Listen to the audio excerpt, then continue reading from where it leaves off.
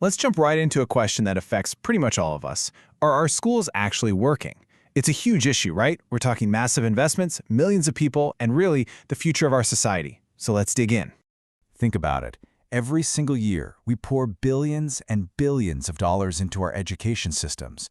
We get new programs, new tech, curriculum overhauls. The list just goes on and on.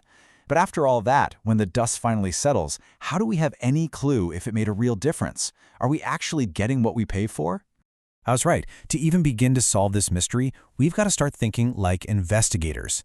We need to hunt for clues, gather solid evidence, and learn how to tell the difference between what's real and what's just noise. So, grab your magnifying glass because we are about to crack the case of education policy. Okay, so our investigation starts with a really basic question. What does it even mean to figure out if a policy is working? Well, this is the world of policy evaluation.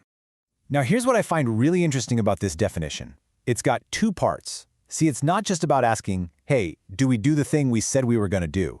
It's also about asking the tougher question, was it worth it? Did the results we got actually justify all the time, money, and effort we poured in? That question, right there, is the real heart of the investigation. So, you might be thinking, why go through all this trouble? Well, honestly, the stakes couldn't be any higher. This is not just some academic exercise. We're talking about guiding huge public investments. The lives of millions of students and their teachers are being shaped by these policies. And, crucially, this kind of detective work can uncover unintended consequences. You know, the curveballs a policy might throw that nobody saw coming, for better or for worse. All the evidence we gather just helps us make smarter decisions next time around. Every good detective has their toolkit, right? Well, policy investigators are no different. They have their own set of tools to gather evidence and figure out what's really going on. Let's take a look at the two main tools in their kit. Think of it like this. Quantitative methods tell you what happened. They give you the cold, hard numbers. Test scores went up by 5%, graduation rates saw an uptick, attendance is solid. It's all the data that lets you see the big patterns across the entire system. But qualitative methods, they tell you why it happened.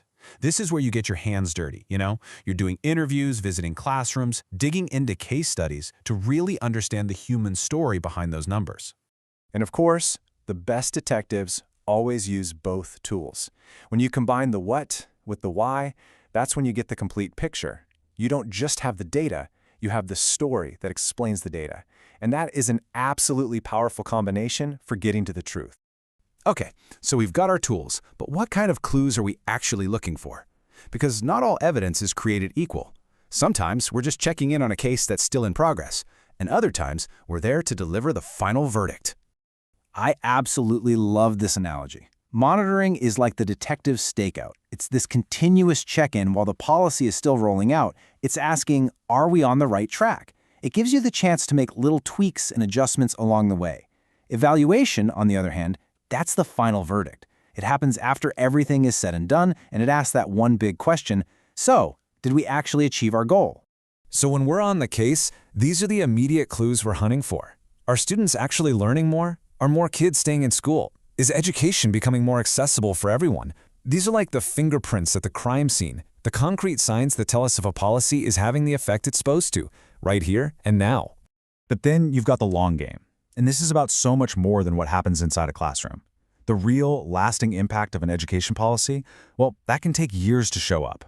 Are graduates getting good jobs? Is our society becoming more fair and equitable? This is where education policy connects to those huge, society-wide goals. You know, any smart detective will tell you that no case exists in a vacuum. To really get what's happening in our own backyard, sometimes we need to look for clues on a global scale. But that also means we're going to run into some very real, very tricky challenges. Think of international tests like PISA and TIMSS as intel coming in from other precincts. PISA is all about seeing if students can take what they know and apply it to solve real-world problems. TIMSS, on the other hand, is a bit more focused on whether students have mastered core math and science content. Countries use these results to see how they stack up, to spot strengths and weaknesses they might have otherwise missed. But look, this kind of investigative work is never a walk in the park. The real effects of a policy can take years and years to surface, which makes it a long, tangled process.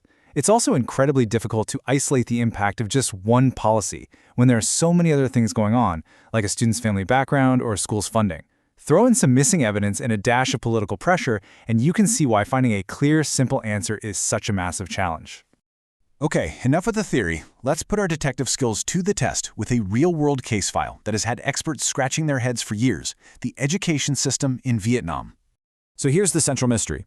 Vietnam is what you'd call a middle-income country, but its students are performing on these tough international tests at the same level as kids in much, much wealthier nations.